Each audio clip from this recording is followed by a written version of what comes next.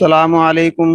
میں ہوں قاری اللہ یار، اپنے YouTube channel Iqra online قرآن پر آپ کو خوش آمدید کہتا ہوں۔ آج ہم پڑھنے جا رہے ہیں دودھ پینے کے بعد کی دعا۔ جیسے آپ کو پہلے بھی ہر دعا کے متعلق آپ سے کہا جاتا ہے کہ مسلمان جب بھی کوئی کام کرتا ہے، اچھا کام کرتا ہے، نیک کام کرتا ہے، پہلے اللہ کا نام لیتا ہے، یعنی بسم اللہ الرحمن الرحیم پڑھتا ہے۔ پھر کھانے پینے کی چیزیں، کھانا کھانا شروع کرنا ہو تب بھی بسم اللہ الرحمن الرحیم پڑھنی ضروری ہے۔ پانی پی رہا ہو یا کوئی اور پھل فروٹ کھا رہا ہو یا کوئی اور کھانے چیز کھا رہا ہو تو بسم اللہ الرحمن الرحیم آپ پڑھتے ہیں، یقیناً آپ پڑھتے ہوں گے۔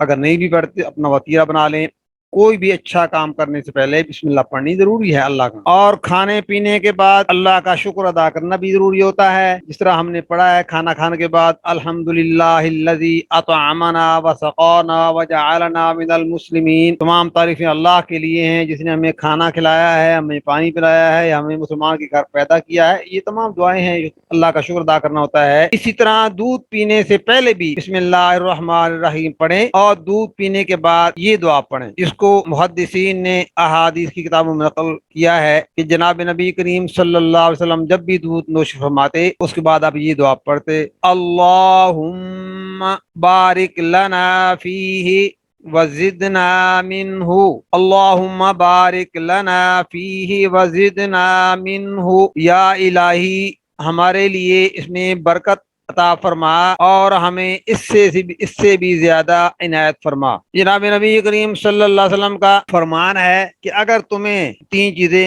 آفر میں ہوں تو ان تین چیزوں کا انکار کبھی نہ کرنا۔ اگر تمہیں کوئی عطر خوشبو پیش کرے اس کا انکار مت کرنا، کوئی اپنے ہاں کھانے کی دعوت کا اہتمام کرے تمہیں دعوت دے اس کا انکار مت کرنا، اور کوئی اگر دودھ تمہیں پیش کرے تو دودھ کا انکار بھی مت کرنا۔ اور اللہ کے نبی نے فرمایا کہ دودھ کے اندر اللہ نے دو خاصیتیں رکھی ہیں، اگر تمہیں بھوک ہو دودھ پیو تمہاری بھوک ختم ہو جائے گی، اگر پیاس ہو دودھ پیو تمہاری پیاس ختم ہو جائے گی۔ اس لیے اللہ کے نبی کو دودھ پینا بہت زیادہ پسند تھا، گائے کا دودھ خاص کر۔ اس لیے جب بھی آپ دودھ پئیں آپ دعا پڑھیں اللہم بارک لنا فیہ وزدنا منہ، یا رب العالمین اس میں برکت عطا فرما اور اس میں اور زیادہ عطا فرما۔ اللہ تبارک و تعالی ہم سب کو اپنے محبوب نبی صلی اللہ علیہ وسلم کی سنت پر عمل کرنے کی توفیق عطا فرما۔ آج کی اس لیسن میں اتنا ہی ہے، انشاءاللہ ملیں گے اگلے لیسن میں۔ خدا حافظ، السلام علیکم۔